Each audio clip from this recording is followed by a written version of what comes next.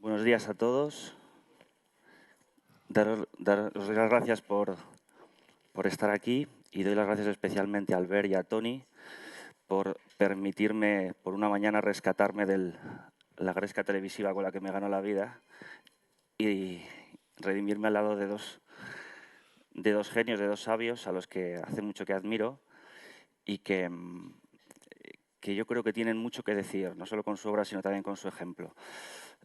Yo había pensado, cuando cubrí para el diario El Mundo el último congreso de Ciudadanos, donde se adoptó la etiqueta de liberal progresismo, y yo escribí las crónicas del congreso, la opinión pública española recogió aquella etiqueta con cierto escepticismo, cuando no abierta mofa en diferentes aspectos ideológicos de la prensa española, porque parecía que eran dos etiquetas que formaban un oxímoron. No se podía ser liberal y ser progresista a la vez, porque el progresismo había sido una bandera copada por la izquierda y el liberalismo tiene una vinculación a la derecha, y yo creo que ambas atribuciones son erróneas desde el punto de vista filosófico y político. Pero hacía falta que alguien se atreviera a decirla, y con el paso de los meses ya es más normal y más común en la prensa leer con naturalidad la etiqueta liberal progresista para aplicársela a un Trudeau o a un Macron. Y me gustaría que esta primera mesa, versara precisamente sobre la definición del liberal progresismo, sobre el estado de la cuestión en España y en Europa, y también sobre la definición de sus enemigos, los enemigos del liberalismo, a los que hay que identificar en primer lugar como el populismo y el nacionalismo, ¿no? Y contra esos dos gigantes o molinos han combatido estos dos Quijotes a lo largo de toda su vida, y me parece muy interesante lo que tengan que decir sobre ellos. Ya es un tópico decir que hay personas que no necesitan presentación, incluso es un tópico decir que hay personas que no necesitan presentación, pero quizá no seamos del todo conscientes de la contribución a la libertad que llevan hechas estos dos genios a lo largo de su vida. Así que voy a decir unas breves palabras que ayuden a calibrar el tamaño de su sabiduría. Mario Vargas Llosa nació en Arequipa, en Perú, en 1936, y antes de cumplir los 15 años ya había publicado artículos de prensa y estrenado una obra de teatro.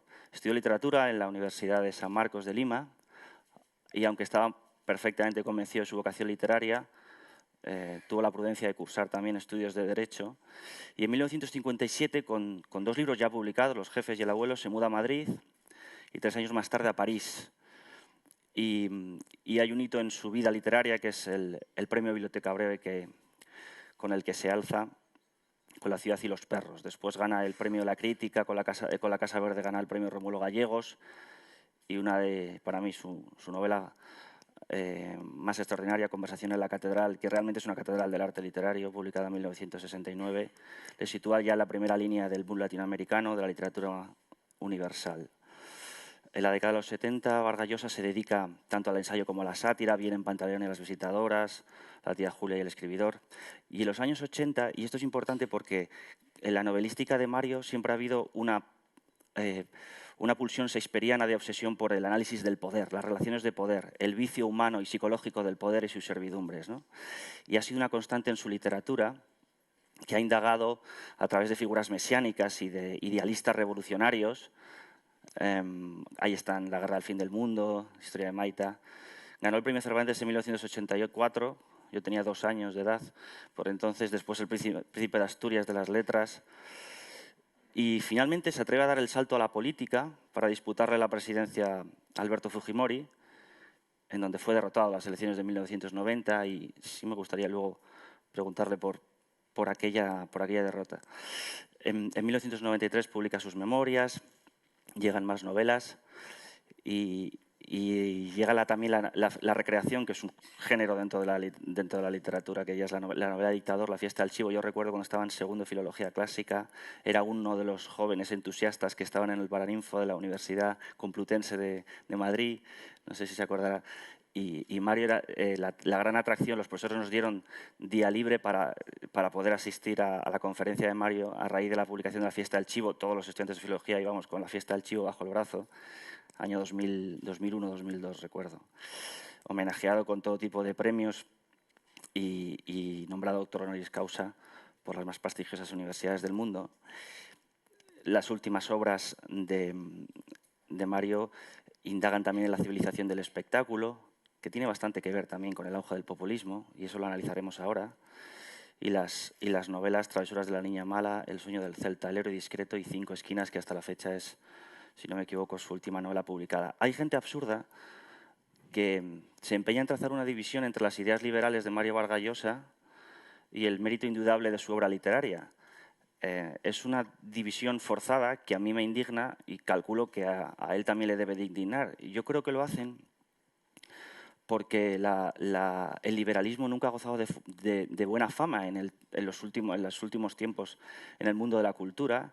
La cultura, de una forma un poco incomprensible, sigue dominada por el paradigma de la izquierda y de alguna forma hay una izquierda divina que se empeña en admirar a Esparta, pero que prefiere vivir en Atenas. Yo creo que Mario es ateniense de vida y de obra y eso tiene un valor extraordinario. Y a mi izquierda está Antonio Escotado, nació en Madrid en 1940. 41. Me apuntan por el pinganillo que efectivamente. Estudió Derecho, pero una convalecencia y la lectura de Hegel, y en este orden, no la lectura de Hegel que causó la convalecencia, le despertaron la vocación filosófica que ha marcado su carrera como profesor, como ensayista, como filósofo. Tras algunos impedimentos y algunos choques con las autoridades franquistas, pudo leer su tesis, La conciencia infeliz, que es un ensayo sobre la filosofía de Hegel, y 3 años después publica De Physis a Polis sobre la filosofía presocrática.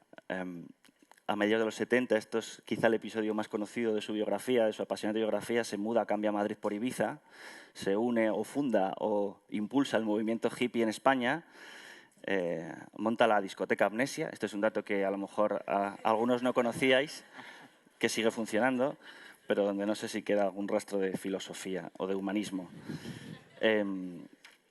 Durante una década, Escotado fue una presencia constante y polémica, además, en los medios de comunicación por su lucha por la legalización de las drogas, a las que dedicó una enciclopedia, que es la Historia General de las Drogas, que causó, por cierto, la curiosidad apasionada de Pablo Iglesias, según la entrevista que te hizo hace unas semanas. A mediados de los 90, su interés investigador muta hacia la economía, y esta es realmente la obra de su vida, que son 3 tomos a los que ha dedicado 2 décadas de estudio, yendo a las fuentes del pensamiento, ¿no?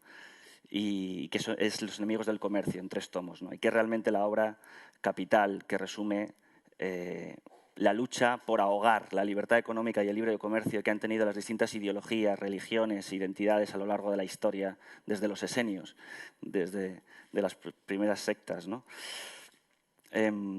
Escotado es un humanista, casi diría, de otro siglo, un liberal insobornable que ha desbrozado muchos dogmas, muchas junglas dogmáticas a lo largo de su vida, y por eso deberían odiarle, yo creo, los reaccionarios de todos los partidos, y sin embargo no es así.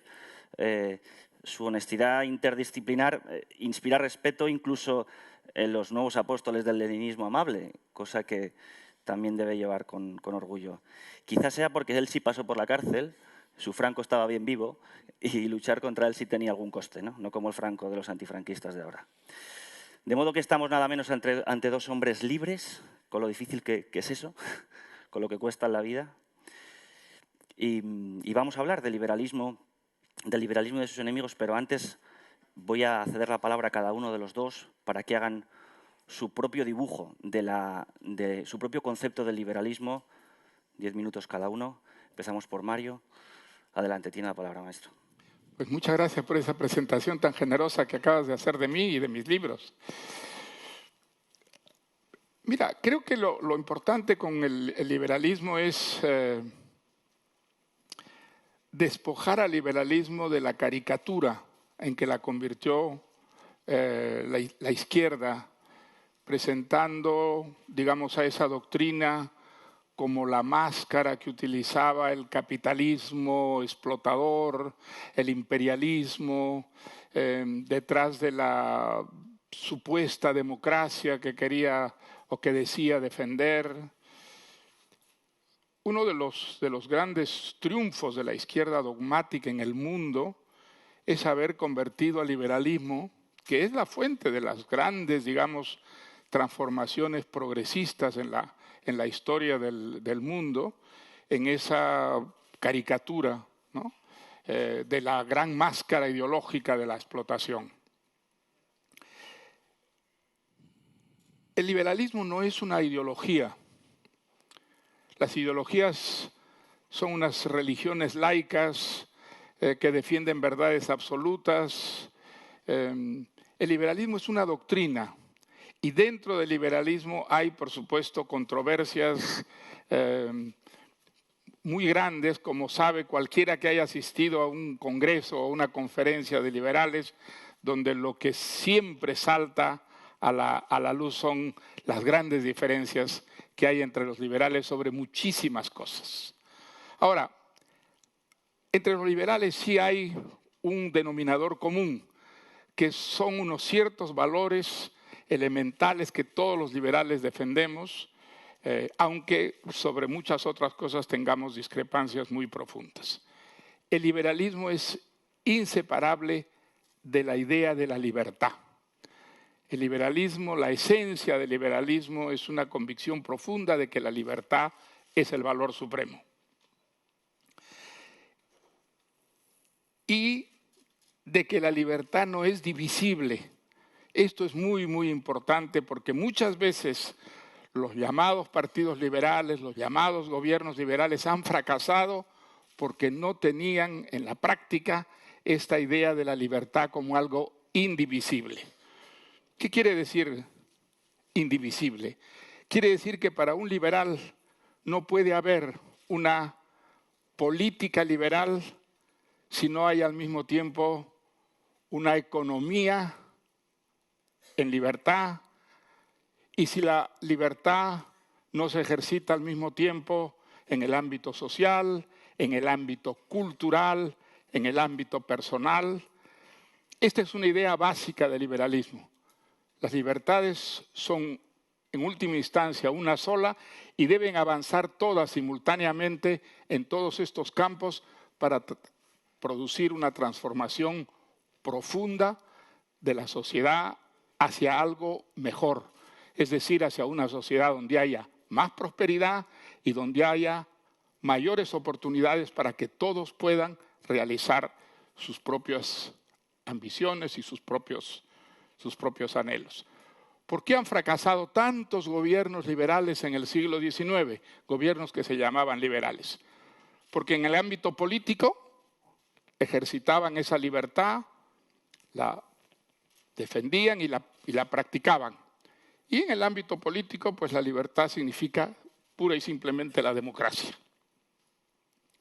Pero en el campo económico, generalmente, no eran liberales. No creían en la libertad económica, no creían en las economías de mercado. Y esto muchas veces llevó a los gobiernos llamados liberales del siglo XIX a fracasar.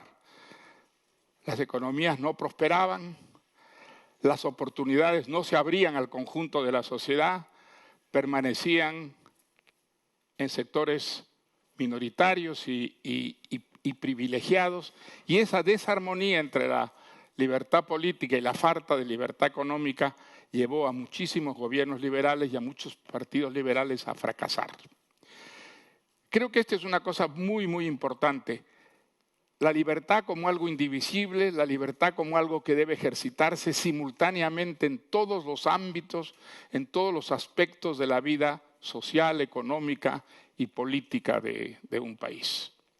Dentro de este, digamos, espectro caben todas las diferencias que reflejan la diversidad humana.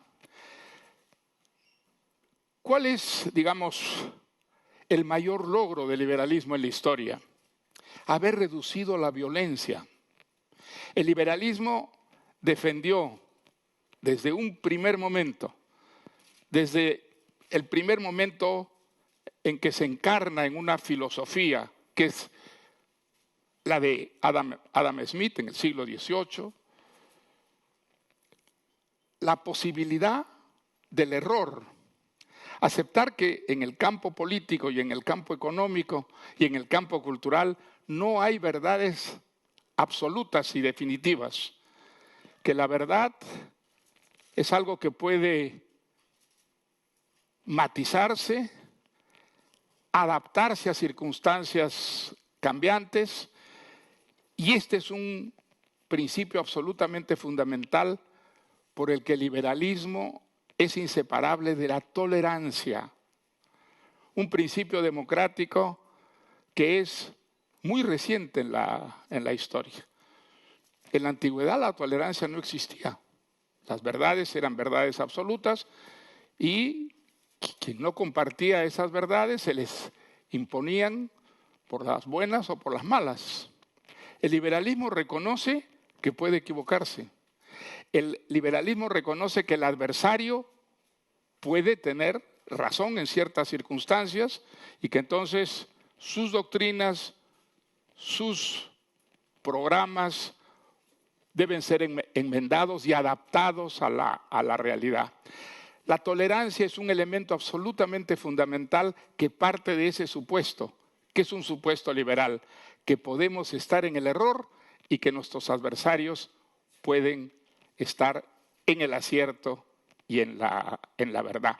Esto ha reducido la violencia en la historia de la humanidad de una manera absolutamente extraordinaria.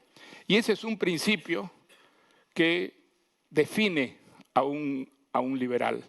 No hay liberales intolerantes, no hay liberales que crean en verdades absolutas, no hay liberales que quieran forzar la realidad para imponer sus convicciones políticas o sus programas económicos.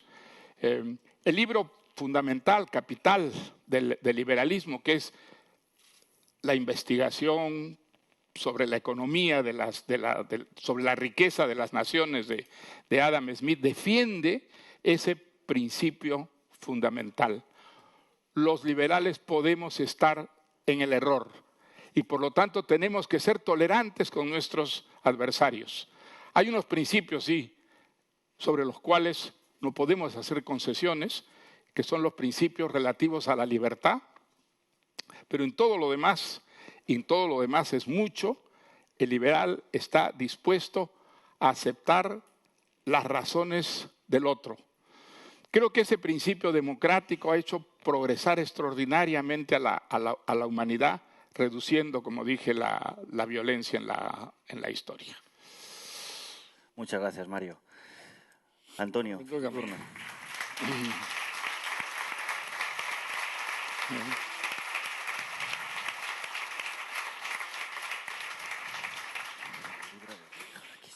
Pues a mí me disculparán porque siempre improviso. Sin embargo, dada la entidad de mi querido Mario y la entidad de que me escuchan, que a mi juicio pues son la única esperanza seria de un mejoramiento político y moral de nuestro país, les voy a leer, porque es que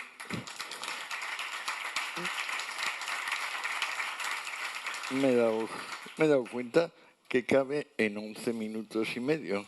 Lo he estado leyendo al taxista que me traía desde Torrelodones.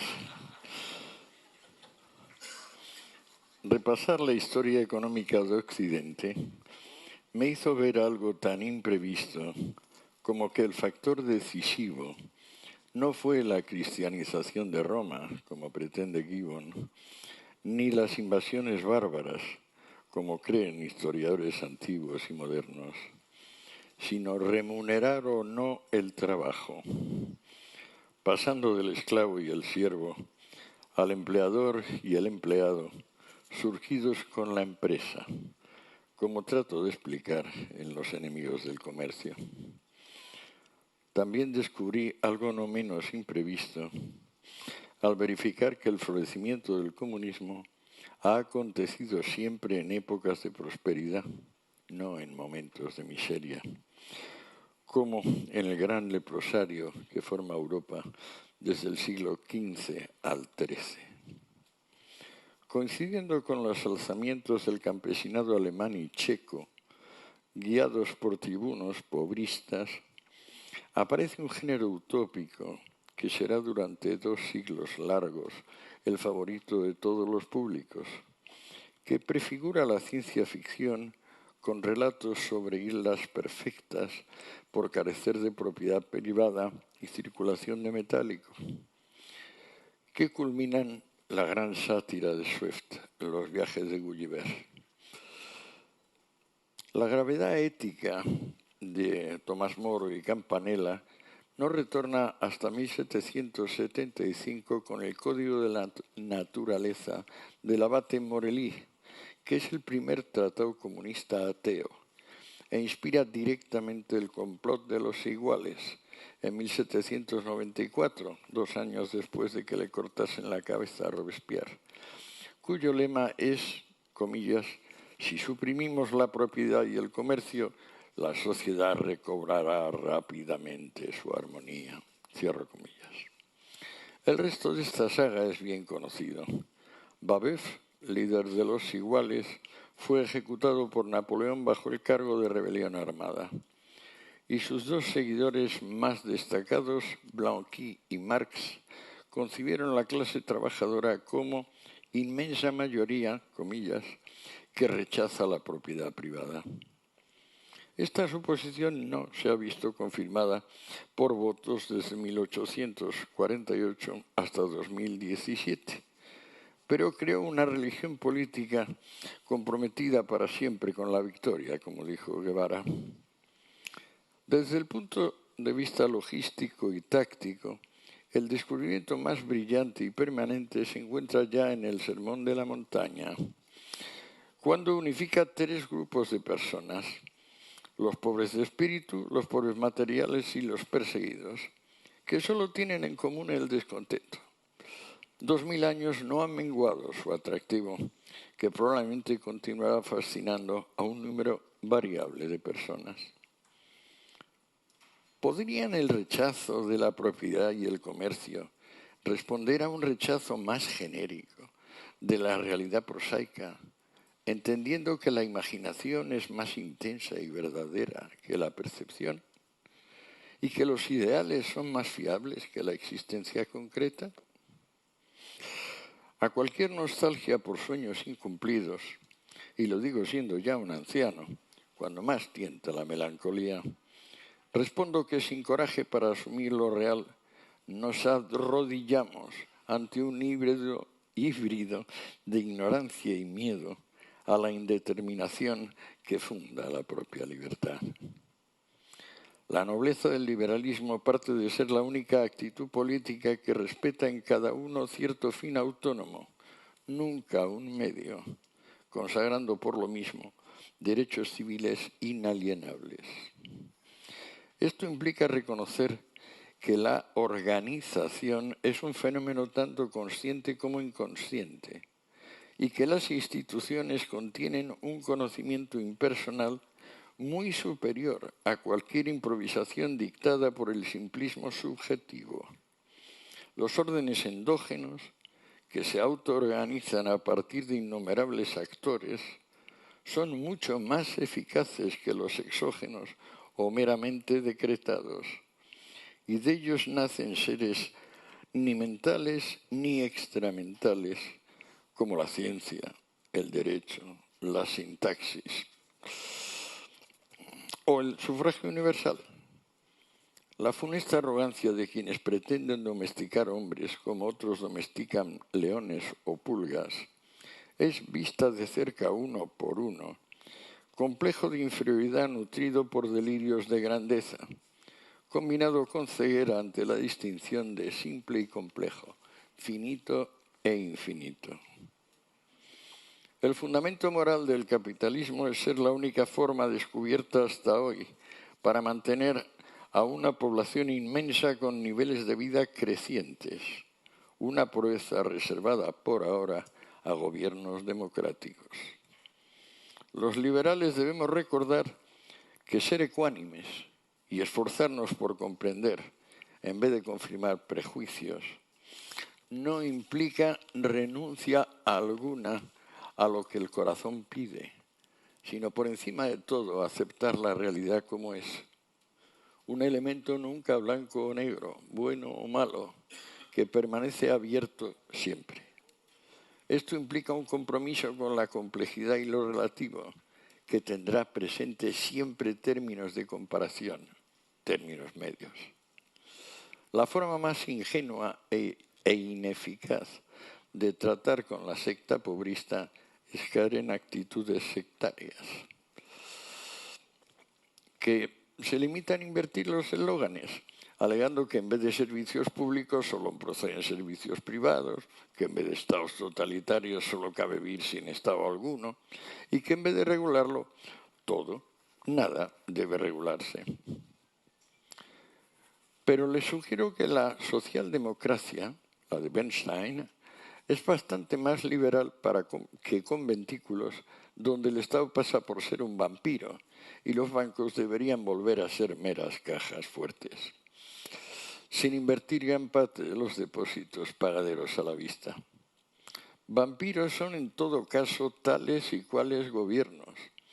Y así como el espíritu de las leyes no es culpable de decretos tiránicos, tampoco lo es el Estado de desmanes perpetrados por usurpadores de la función pública.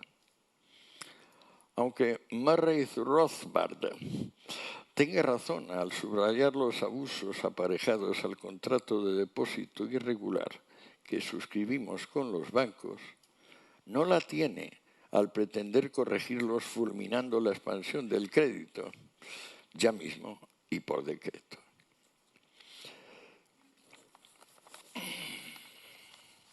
Ya voy por la mitad o más. He ahí otra fantasía totalitaria, fruto de una ingenuidad infantil, cuando cierto monto de extravagancia y de latrocinio, repito, cierto monto de extravagancia y latrocinio, se ha revelado inseparable de trascender un mundo de escasez generalizada como el preindustrial, sustituyendo el defecto por el exceso de existencias. El precio de la abundancia empezó con stocks sin consumidor, pero nada es gratis en esta vida, ni siquiera la memez, pagada por quienes no pueden demandar al memo como al malvado. Y ante una construcción tan grandiosa y anónima como nuestro hoy, la tarea del espíritu sigue siendo una responsabilidad acorde con su libertad. Recuerden que el metálico se convirtió en papel moneda ni antes ni después de que las ataduras gremiales dejasen de estrangular el ingenio de inventores fabricantes, cuyas factorías exigieron una financiación impensable hasta entonces, de la cual partió a abaratar y democratizar por lo mismo infinidad de cosas. No ignoremos la sincronicidad aparejada de lo complejo y tampoco que un dinero progresivamente desmaterializado creó recursos capaces de navegar el caos aparejado a la producción a gran escala. Por lo mismo, tengamos presente que un riesgo desprovisto de riesgo, atendiendo a algoritmos como el de Black-Scholes y otros economistas novelizados, es una ilusión, parcialmente responsable de dolorosas explosiones de volatilidad en las últimas décadas.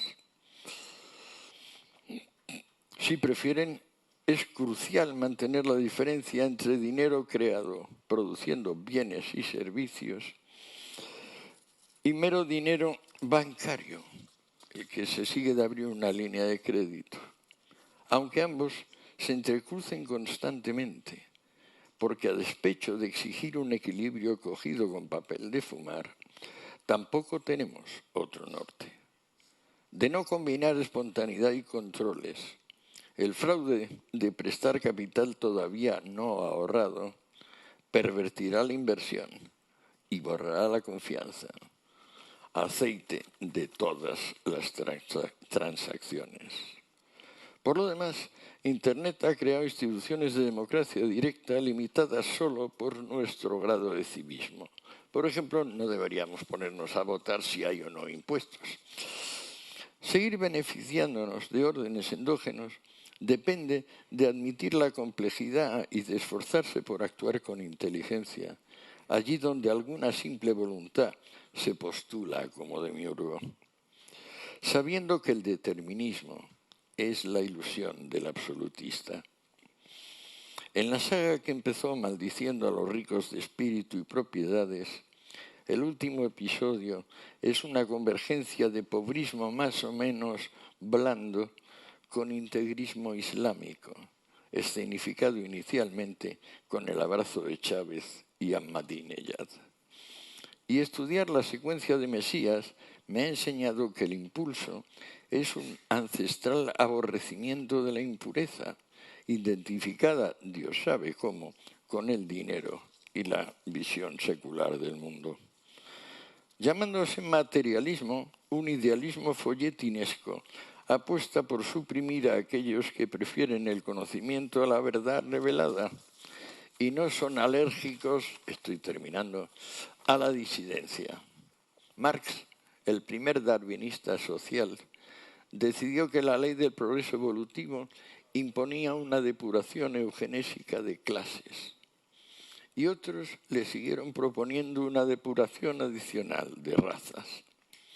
No estábamos seguros antes, pero tras conocer las variantes totalitarias ensayadas, sabemos a ciencia cierta que la eugenesia, tan útil para granjeros y criadores, es siempre genocida cuando se aplica a seres humanos. La historia muestra también que las limpiezas sociales, raciales e ideológicas parten siempre de que alguien sea elevado a autoridad absoluta, algo no por reiterado menos misterioso si lo pensamos fruto de una decisión libre. Los liberales detestamos la genuflexión inherente al comandante supremo. Y me he pasado largos años tratando de entender por qué otros se postran por gusto, hasta averiguar el efecto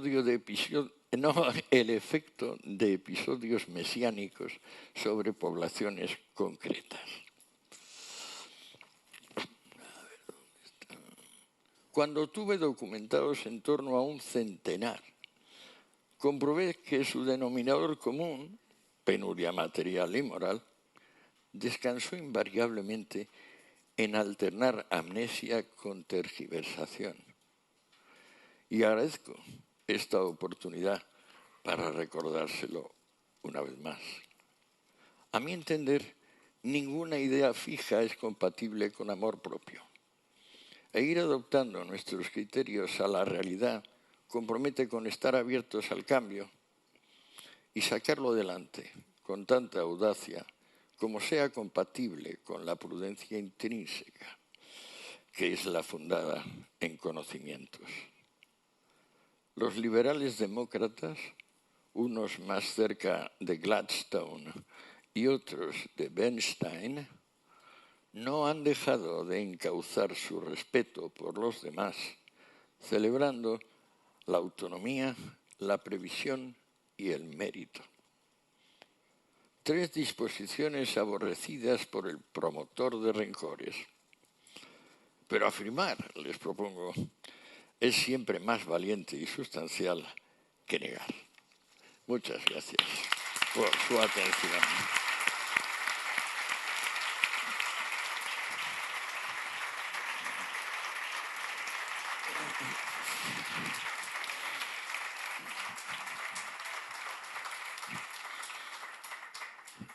Espero, Antonio, que cuelgues rápidamente esta intervención en Internet y que circule por la Facultad de Políticas de Somosaguas. Pues. Bueno, vamos a empezar con un... Son 2 páginas y media, pero de letra apretada. Sí, no, pero el problema es entenderlo en según qué enemigos del comercio. Vamos a abrir un pequeño turno de preguntas dirigidas a Mario y Antonio. Y yo quería, retomando la exposición de Mario, decía Baroja que a menudo en España los reaccionarios lo han sido siempre de verdad, pero los liberales lo han sido de pacotilla, como poniendo un ánimo muy escéptico en la posibilidad misma del liberalismo español. Yo he leído en textos suyos un reconocimiento de la tradición dogmática que siempre ha imperado en España y también en Latinoamérica y que obstaculiza la eclosión de un verdadero liberalismo. Yo no sé si ese mismo dogmatismo puede infectar al sedicente liberal español también. en esto que ha contado ahora Antonio y que también has dicho antes, es decir, cuando empiezas a creerte en posesión de la verdad es cuando empiezas a dejar de ser liberal. Es decir, el problema del liberalismo es que te obliga a un tour de force con tu propia autoestima constante, porque te obliga a revisar tus propias creencias. Y por tanto es muy fácil acabar inclinándote por la pendiente de un cierto dogmatismo, ¿no? El dogmatismo liberal parece un oxímoron, pero se puede dar. ¿Qué opinión te merece la posibilidad del liberalismo realmente existente, la salud del liberalismo realmente existente en España, que parecía de capa caída hasta hace no mucho tiempo, y si va en la buena dirección, en esta dirección que consiste en la tolerancia de reconocer los errores propios y de pensar en la posibilidad de que el rival tenga razón? Yo soy en ese sentido muy optimista. Creo que el liberalismo está al alcance de todas las sociedades, de todas las culturas, de todas las naciones, y que no hay naciones que estén esencialmente vacunadas contra la doctrina liberal.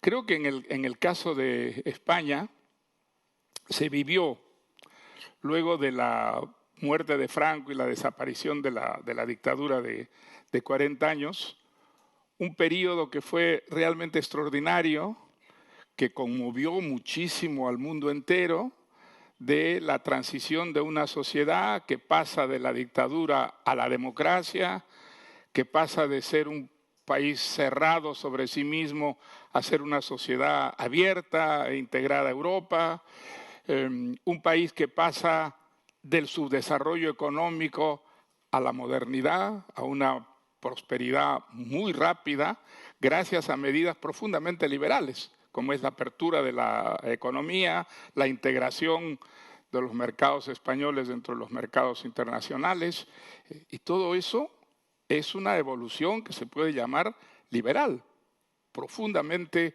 motivada por ideas liberales, aunque el liberalismo no apareciera en el vocabulario político. Eso no importa nada.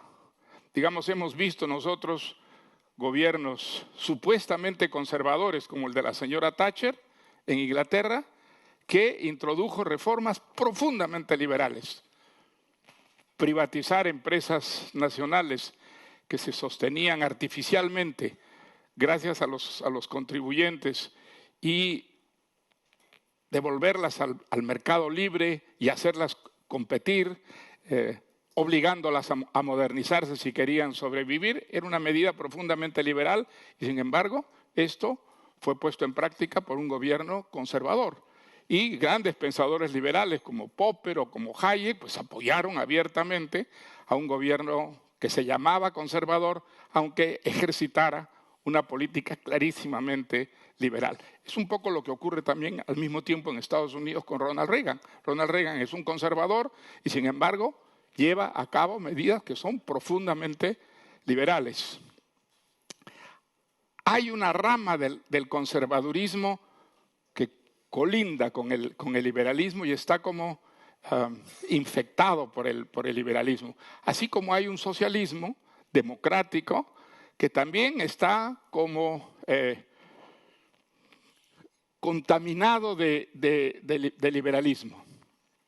Las grandes reformas liberales, extraordinarias reformas liberales, por ejemplo, en Nueva Zelanda, ¿quién las hace? Un gobierno socialista. Un gobierno socialista democrático, de pronto, crea una economía de mercado que trae inmediatamente beneficios enormes a ese país. Trata de crear una sociedad de propietarios, que es una idea profundamente liberal, y eso lo hace un gobierno socialista. Entonces, es muy interesante ver cómo hay un liberalismo que no dice su nombre, pero que de alguna manera contamina a gobiernos supuestamente socialistas o supuestamente conservadores. Creo que ese ha sido el caso de España. España ha vivido una transformación que estaba teñida de ideas, de principios, de proyectos de tipo liberal, aunque la palabra liberal no apareciera precisamente porque esa palabra era una palabra que había sido envenenada, ¿no? El gran triunfo de una izquierda dogmática ha sido llamar al liberalismo la máscara de la explotación. Sin embargo, la verdad es que esto es exactamente la contraria. En la historia de la democracia son las reformas liberales las que han traído los mayores progresos sociales y económicos, el principio de la libertad de expresión, el principio de los derechos humanos. Todo eso responde profundamente a la idea liberal. La globalización, que es un fenómeno hoy día universal, que es indetenible, inatajable, no responde a un principio profundamente liberal, que las fronteras son en gran parte artificiales y que la lenta erosión de las fronteras traerá progreso al conjunto de la humanidad. Nadie lo dijo mejor que, yo creo, el gran filósofo de la libertad contemporáneo, gran filósofo liberal, Karl Popper. En la sociedad abierta y sus enemigos, él dice que el progreso es dejar atrás la tribu, que a pesar de haber alcanzado las formas más avanzadas de civilización, todas las sociedades tienen en el fondo de su corazón una nostalgia de la tribu. ¿Qué es la nostalgia de la tribu? Es la nostalgia de la irresponsabilidad, de formar parte de una sociedad donde todas las decisiones las toma el brujo, el cacique, el líder carismático, el jefe, el gran dirigente, el hombre superior, ante el cual la tribu se somete y se libera de tomar decisiones, se libera de la responsabilidad. Y él dice, el gran enemigo del liberalismo, el gran enemigo de la modernidad es la tribu. ¿Y qué cosa es la tribu en nuestros días? El nacionalismo. El nacionalismo es la tribu. El nacionalismo es querer vivir en un mundo donde todos tienen la misma lengua, tienen los mismos dioses, tienen las mismas costumbres y en las que pueden volcar hacia el otro, hacia el que es distinto, al que habla otras lenguas, al que tiene otras costumbres o que adora a otros dioses, la responsabilidad de todo lo malo que nos pasa. Eso, dice Popper, ese es el gran enemigo del progreso, de la democracia, de la libertad y de la prosperidad. Y eso lo estamos viendo todos los días. Los supuestos gobiernos progresistas, ¿qué cosas son? Nacionalistas.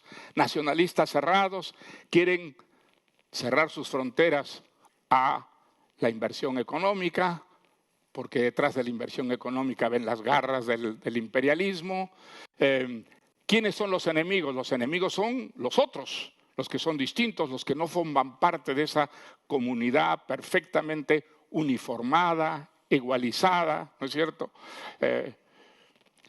La globalización a la que hoy día ataca fundamentalmente la izquierda y la izquierda más dogmática, ha sido un hecho verdaderamente revolucionario que por primera vez en la historia permite a los países pobres volverse prósperos muy rápidamente, quemando etapas si hacen lo que deben hacer.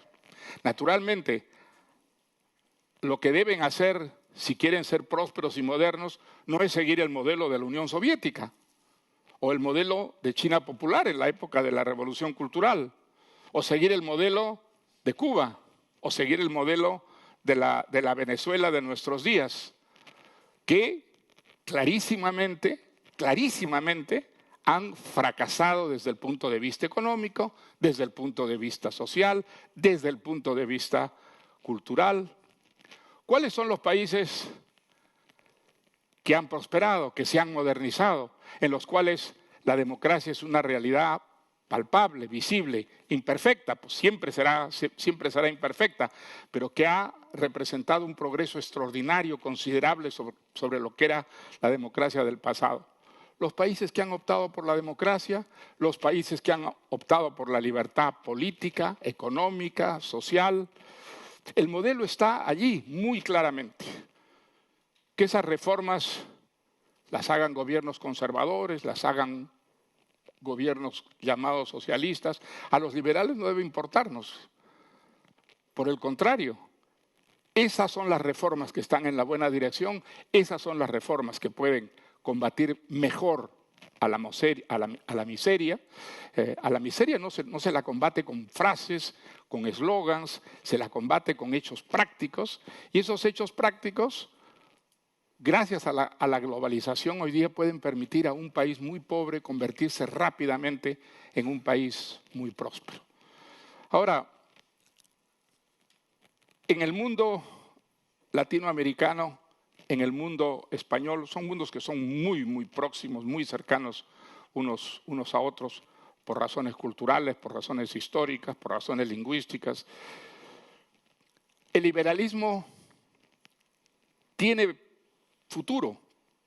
Es una perspectiva a la que podamos, digamos, apostar, sin ninguna duda, sin ninguna duda. Y allí está España, la España que yo conocí cuando vine como estudiante universitario el año 58, no tiene nada que ver, absolutamente nada que ver con la España de nuestros días. Y la España de nuestros días es un país infinitamente mejor del que era hace 40 o 50 años. La América Latina de nuestros días, con todo lo mal que puede andar, es un continente infinitamente superior al que era cuando yo era estudiante universitario. Esa América Latina era un continente de dictaduras militares de un confín a otro confín, con las excepciones de Chile, Costa Rica y Uruguay. Todo el resto de América Latina era una dictadura militar o iba a ser una dictadura militar o había sido una dictadura militar. Hoy en día América Latina es muy distinta. Hoy día lo que tenemos de un confín a otro confín son sobre todo democracias, con las excepciones de Cuba y Venezuela. Es verdad que muchas de estas democracias son profundamente corruptas, son democracias en las que prevalece la injusticia, pequeñas oligarquías se han enquistado en el poder, todo eso es verdad. Pero una democracia corrompida es preferible siempre a una dictadura militar. Una democracia puede renovarse desde adentro y esa es la gran superioridad de la democracia sobre las dictaduras. Tiene los mecanismos necesarios para que quienes quieren cambiar esa situación operen y pacíficamente puedan llevar a cabo esa transformación. Eso no es posible en el caso de dictaduras como la que se ha instaurado ya en Venezuela. Allí el pueblo venezolano está dando una batalla realmente notable, admirable, heroica para transformar ese país. Y ese país ahora es muy difícil de transformar desde adentro, por más que sea una pequeña minoría la que hoy día sostiene al régimen. A eso es lo que no se debe nunca llegar. Si queremos nosotros prosperar, es absolutamente fundamental defender la democracia. Hubo en España siempre grandes defensores de la democracia política. Ahora, el caso quizá más notable es el de Ortega y Gasset. Ortega y Gasset es una de las grandes inteligencias de su tiempo. Es un gran pensador y es un pensador liberal en política sin ninguna duda. Estaba a favor de la tolerancia, estaba a favor de gobiernos civiles, estaba en contra de la tradición autoritaria y militar. ¿Cuál era la gran limitación? La gran limitación de Ortega y Gasset es que la economía no le importaba un comino. Y pensaba que la economía no era importante, que las ideas eran lo importantes y que si había las buenas ideas detrás de un gobierno, ese gobierno iba a tener éxito. Pues no, los gobiernos no tienen solo éxitos políticos, deben tener éxitos económicos si quieren sostenerse y quieren durar. Eso es lo que ha fallado en la tradición liberal española. Pero yo creo que en la realidad de nuestros días aquello ya no puede ocurrir. Hoy día un liberal sabe que la economía es tan importante como la política y lo cultural es tan importante como lo político y como lo económico.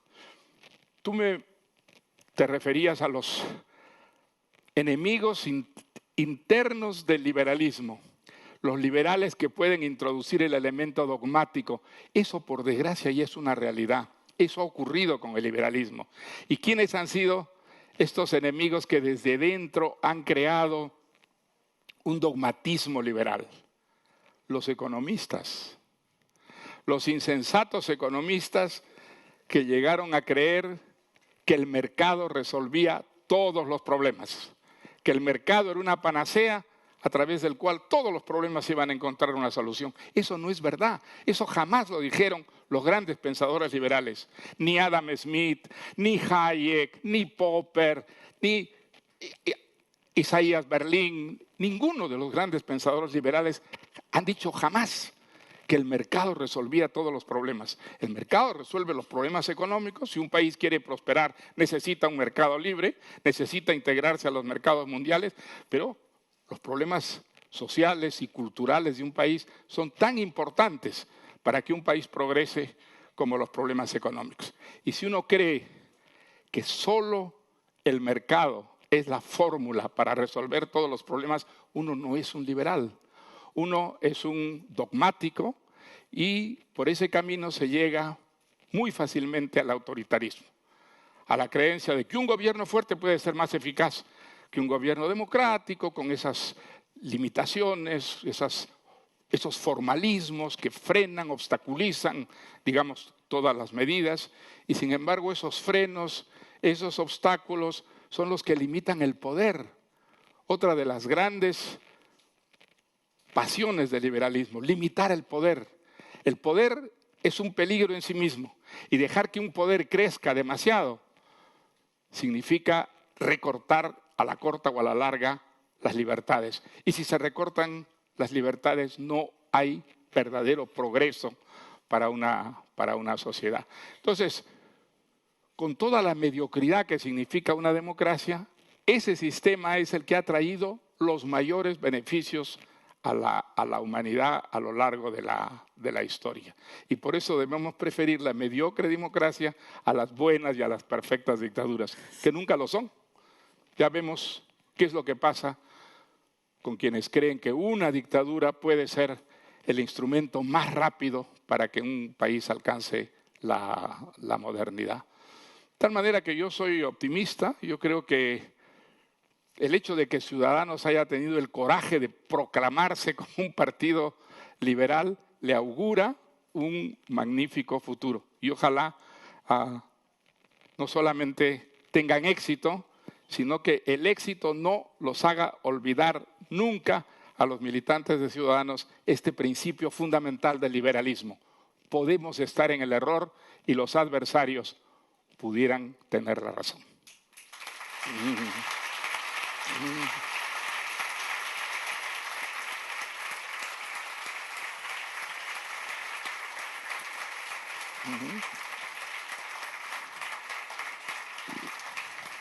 Muchas gracias, Mario. Ojalá se hablara así en las tribunas del Congreso a veces, retomando esta idea del liberalismo que no se atreve a decir su nombre, como si se ha atrevido Ciudadanos, y ha padecido por ello también, quería preguntarle a Antonio, porque te has preguntado muchas veces por la mala fama del capitalismo, por la mala fama del liberalismo, que ahora hay que decir neoliberalismo, que le añade como un matiz perverso, neoliberalismo, ¿no? Todo lo que es neoliberal es el averno. Entonces, me preguntaba, ¿por qué el liberalismo que no se atreve a decir su nombre? ¿De dónde arranca la mala fama del capital cuando es el sistema que en los últimos 20 años, por ejemplo, ha sacado a 1.000 millones de chinos de la pobreza, ¿no? Por ejemplo, gracias a la globalización, entre otras muchas ventajas. Y también por la buena fama del comunismo, iba a decir, o del colectivismo, por ser más suave. Has apuntado antes el gusto por postrarse ante un mesías, ¿no? Quizá hay una pulsión psicológica de deseo de ser dominado en los antiliberales. Sadomasoquismo. O sadomasoquismo, efectivamente. Y también esta idea de la falta de responsabilidad, la irresponsabilidad nos descarga de tener que decidir, que es la carga más pesada de ser libre. Cuando Lenin dice libertad, ¿para qué?, acertó con buena parte del alma rusa que prefería ser a lo mejor dirigida que plantearse la tarea de perseguir la libertad, de construir la libertad. Te pregunto. Yo aprendí mucho del ensayo de Mario, La tentación de lo imposible, que contiene un análisis ejemplar de Hugo y de Lamartine, porque en eso, en pedir lo imposible, si nos queremos acordar qué proponía el oráculo de Delfos, proponía conócete a ti mismo. ¿Qué añadió a eso Heráclito?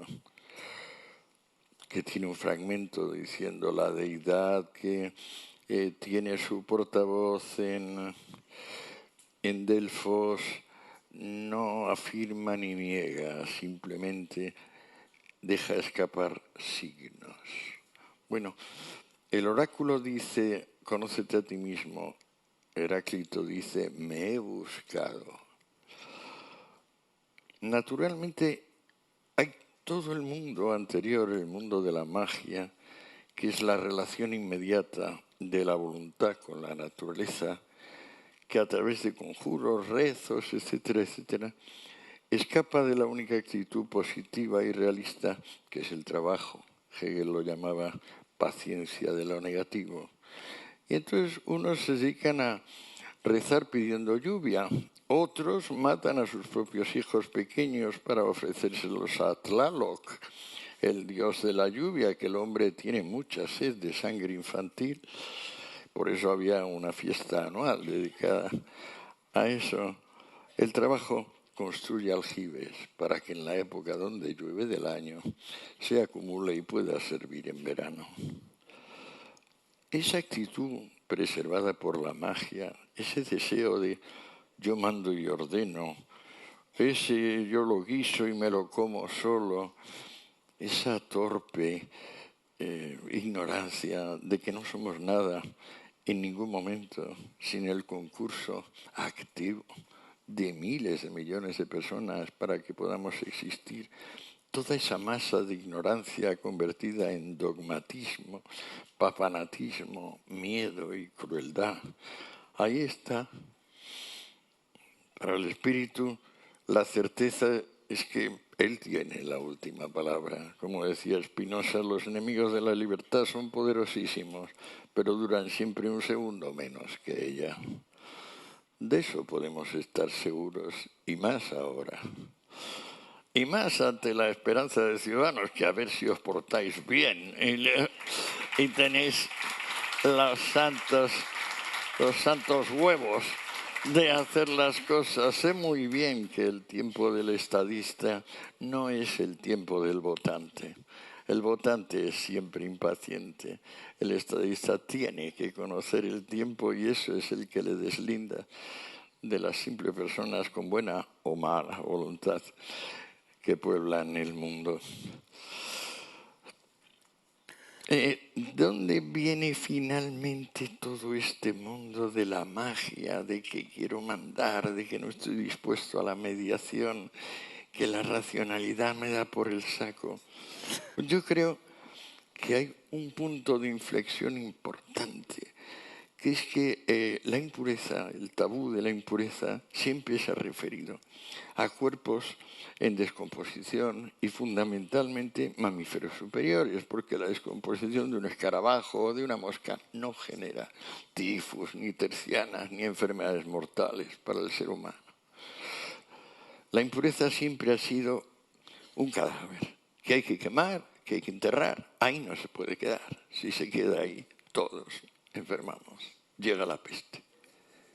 Sin embargo, en cierto momento, y es un momento histórico, en el periodo teocrático de las luchas, los tiempos de los macabeos, cuando pelean por una parte esenios contra saduceos y fariseos, entonces de repente lo que era, por Dios, no se puede estar junto al cadáver, nos enfermaremos. De repente viene un hombre y dice, no, lo impuro es el dinero, más concretamente el oro. Y basta, usus aureum, para constituir la palabra maldita de la antigüedad por excelencia, usura. ¿Pero qué hay de malo en usar el oro? Sobre todo cuando no hay ninguna otra valuta comparable, salvo la acuñación de plata y electro, que como ustedes saben, el electro es un mineral que se obtiene directamente de la tierra y tiene proporciones diferentes de oro y de plata. Por ejemplo, el electro de los foceos, el más rico del mundo, que ahora andará por ahí, un poco por el norte de Colofón, ese tiene un 70% de oro y un 30% de plata. Otros electros tienen proporciones... Bueno, ¿por qué demonios la moneda, una cosita tan limpia y tan eficaz, representa a Satán?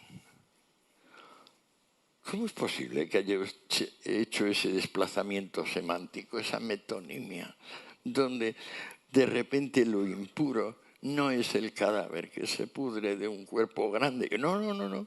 Lo impuro es la riqueza. Si quieren ustedes, lo impuro es el logro. Si quieren ustedes, lo impuro es la admiración de los demás. ¿Lo impuro qué es? Pues lo impuro es cualquier persona que no acepta la miserable condición de haber nacido y tener que morir y depender de los demás de una forma positiva e intenta devolver los servicios. Lo impuro es no cultivar el rencor de clase. El rencor de clase es lo que nos va a liberar a todos y sacar de las miserias. Si odiamos lo debido a los demás, acabaremos alguna posibilidad de acercarnos a aquel señor que, como cuenta en la carta a Engels, porque se mandaba una carta diaria, dice: esta vez estallé la buba y saltó el pus hasta el espejo y me dije: por mis forúnculos pagará la burguesía con su vida para siempre. Este señor sigue siendo muy destacado y se le considera muy importante y valioso.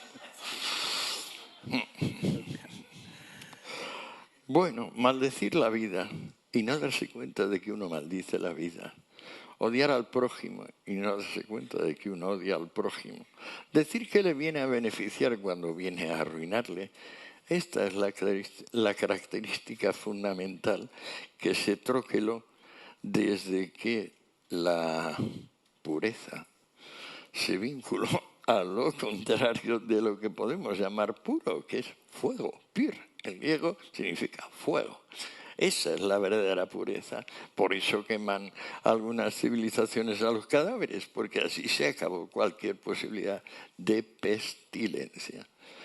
¿Qué son estos señores, a mi juicio, en la historia universal?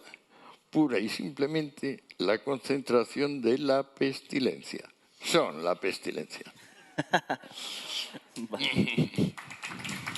Bueno, vamos a transitar desde los macabeos hasta Macron.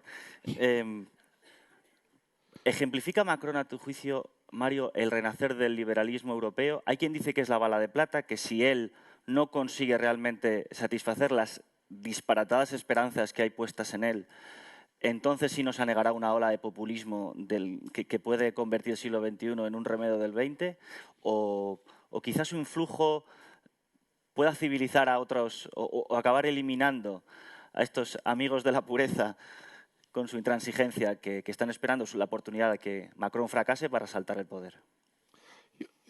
Yo creo que tiene muchas, digamos, posibilidades de triunfar. Francia es un país potencialmente muy rico, muy próspero. Ha habido muy malas políticas en Francia que no han podido acabar con esa prosperidad, con esa riqueza que viene de muy atrás, de tal manera que con las buenas políticas Francia va a tener un despegue económico y seguramente muy pronto. Yo creo que la aparición de Macron la ha gestado un proceso en el que la clase política cada vez se alejaba más de la realidad contemporánea, quedaba, digamos, como atrapada en un pasado que en un momento dado fue extraordinariamente progresista y que ahora era profundamente arcaico, ¿no? Entonces, el que haya surgido este movimiento, desde luego la función del líder ha sido muy importante, pero digamos, estaba de alguna manera gestada ya con todo ese proceso de descomposición de la clase política y sobre todo con unas políticas profundamente anticuadas. Entonces yo creo que Macron lo que representa es la modernidad, representa una forma realmente contemporánea de políticas, tanto en el campo económico como en el campo social, y eso ha hecho que esa voz nueva que quería modernizar el país haya encontrado un apoyo tan grande. Creo que, digamos, además el hecho de tener hoy día la facilidad para aprobar medidas, leyes que le da la mayoría parlamentaria, pueden facilitar muchísimo. Claro, el futuro no está escrito, nunca está escrito. Sobre todo nosotros en esta época hemos visto cosas tan absolutamente extraordinarias que debemos estar dispuestos a creernos todo, ¿no? Todo puede pasar, pero creo que si analizamos objetivamente lo que está sucediendo en Francia, las posibilidades de que tenga éxito el gobierno de Macron son mucho mayores que las que tendría su fracaso, ¿no? Bien, Antonio, una pregunta, Antonio. Voy a hacer un poco de abogado del diablo. Las críticas que se le suelen hacer al liberalismo es, de acuerdo, es una doctrina, o es una no doctrina, que es perfecta para aquel hombre kantiano, emancipado, seguro de sí mismo. Es una gran ideología para los privilegiados, dicen sus críticos, ¿no? ¿Por qué? Pues porque el reparto, las condiciones objetivas en las que uno nace, el país, la familia, el barrio, determinan ya la línea con la que empiezas la carrera, ¿no? Más o menos adelantado que tus vecinos. Por lo tanto, los enemigos del liberalismo dicen está muy bien para los que ya parten con ventaja, pero ¿qué pasa con los que no han tenido tanta suerte? Es fantástico. Y sin embargo, tú defiendes que el Estado asistencial no es una bandera de la izquierda, que el Estado asistencial debe ser reclamado como patrimonio por el liberalismo. Es decir, que el mejor sistema precisamente para que funcione el ascensor social y el desclasamiento positivo es precisamente el estado de bienestar, que no es una medida patrimonial de la socialdemocracia. Son varias cosas. Esto segundo y lo primero. Y la verdad es que, vamos a ver, yo creo que es más eficiente un sistema donde la presión fiscal es inferior y las personas pueden elegir qué hacer con la medicina. Mi propio caso. Yo hace 50 años que no me analizo ni voy al médico. Nunca he dormido en el hospital. Sin embargo, pago exactamente lo mismo que todos por la seguridad social. Si yo tuviera un 30% más de sueldo en los últimos 50 años, estaría bastante más cómodo en mi senectud. Eso no quiere decir que no me dé cuenta, como realista, de que en Europa hay en torno a un 10% de personas rencorosas y que esas hay que cortarle la hierba debajo de los pies, como se las cortamos, dándole un sistema de seguros sociales que cubran todo. Como los alemanes, por ejemplo, que incluso dice, si quiere usted, en vez de al médico, a curandero sin diploma, también se lo pagó. Bueno, eso es una manera de callarles antes de que protesten. Más importante es la primera pregunta, la de que los liberales, pues claro, son los que por nacimiento o por constitución, pues van primeros en la carrera. ¡Qué gracia! En mi caso debe ser completamente distinto. Yo soy de los que vienen de atrás, de la cárcel, corriendo y ganando puestos con el impulso que tiene el ir superando las adversidades. Creo que no ha habido nunca una paradoja y un sarcasmo comparable al de ponerte de parte de los pobres a matarles literalmente de hambre. Como han conseguido con una eficacia inusitada, desconocida en toda la historia de la humanidad en los 5 continentes. Yo tengo documentados aproximadamente 82 casos, donde las personas han decidido que lo mejor para los desfavorecidos, ojo con eso, porque los buenos de la película son los desfavorecidos, esto hay que remitirlo a John Stuart Mill, porque es el que lo argumenta seriamente en los principios de economía. Estos tendrían un derecho extra, que es que los favorecidos trabajasen para ellos. porque al fin y al cabo ya, con ser favorecidos, ahí tiene su propio premio. ¿Se acuerdan ustedes de Hércules? Del personaje de Hércules. ¿Qué le pasó a Hércules? Hércules nació de familia real y debería haber sido el rey de Tebas, pero una serie de peripecias, sobre todo las envidias que genera su padre, el digno y ceremonioso anfitrión, pues eso, como su propio nombre dice, el que acoge en su casa con máxima largueza a todo el mundo, pues bueno, pretendieron al pobre Hércules que tuvo que... ¿Qué tuvo que hacer Hércules? Trabajar. Exactamente. El primer proletario de la historia. ¿Qué tenía en contra al pobre? Que era muy sano y era muy fuerte y que tenía buena voluntad. Además era un poquito corto. De modo que un día se enfadó, le tiró la piel del león de Nemea y aplastó un par de sobrinos. ¡Horror! Las furias contra ti. Todo el mundo contra ti. A currar, muchacho, a currar. ¿Cómo se muere Hércules? Porque su mujer, cuando estaba siendo violada por el centauro Nerso, el centauro, con la flecha que le había disparado desde el otro lado del río Hércules, le dijo, mezclas este esperma con mi sangre y se lo pones en una camisa a Hércules y verás como nunca le pierdes por ninguna otra mujer. Efectivamente lo hizo. Y con esa camisa empezó a arder, empezó a quitársela, no podía quitársela. De modo que ardiendo de cintura para arriba, así el hombre, con el coraje que tenía, por eso los estoicos le tuvieron como símbolo de la fortaleza, con ese coraje le dijo a su hijo, prepara una pira que me voy a quemar entero, porque no puedo estar ardiendo solo la mitad. El hijo se negó, tuvo que pedírselo a Filoctetes, que andaba por ahí. Era un arquero, le prendieron y bueno, confió su figura al recuerdo. Y ahí le tenemos, le estamos mencionando esta tarde a este santo patrón de la escuela más santa que ha habido, los estoicos. Bueno, el esfuerzo por favorecer a los desfavorecidos ha desembocado en la más catastrófica gestión de sus intereses que jamás se haya producido. Parece broma. O sea, nos podemos estudiar la incompetencia de los directores económicos de estos países, pero es que dennos cuenta rápidamente de lo que pasa. Cuando una economía normal y corriente opera, miles de millones, cientos de millones de personas sin parar están tomando decisiones, están abordando la iniciativa. Cuando vienes con la bondadosa gestión de la planificación central, es como una persona que estaba funcionando normalmente con varios billones de neuronas, queda infartado y entonces le funcionan 12 o 13. Con dificultad se puede mover, mucho menos hablar. Esto es lo que acontece con la economía planificada, donde de repente se queda sin materia gris, una y otra vez. Mario hablaba de Popper y de Berlín.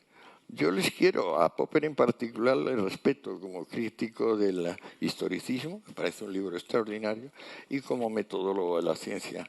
Por lo demás, el rostro que le echan él y Berlín a la hora de ponerse a hablar de Saint-Simon o de Hegel o de Platón o de Aristóteles, sin haber leído media línea de los originales, es fino Valentino. Es asombroso leer La Sociedad Abierta, lo que dice de Platón o de Aristóteles o de Hegel. Señor que no los ha leído. La historia de la filosofía occidental de Bertrand Russell, yo sí he leído a Hegel. Perdóname, te puedo refutar, ¿no? Dime. Ejercicio liberal. Mira, Popper aprendió griego clásico para poder leer a Platón y Aristóteles. Sí, pero aprendió griego clásico en Nueva Zelanda. Estaba muy orgulloso, además, él, de haber aprendido, cuando era ya un hombre mayor, griego clásico para poder leer a Platón. De tal manera que todas las citas de Platón que aparecen en La Sociedad Abierta están hechas del original platónico. Ya me sorprende, Mario, ya me sorprende. Porque los que aprendemos griego para leer griego no solemos ir proclamándolo. El mero hecho de Él estaba proclamarlo... muy orgulloso de haber aprendido griego clásico para poder leer. Hay un refrán latino muy bueno que dice excusatio non petita, accusatio manifesta.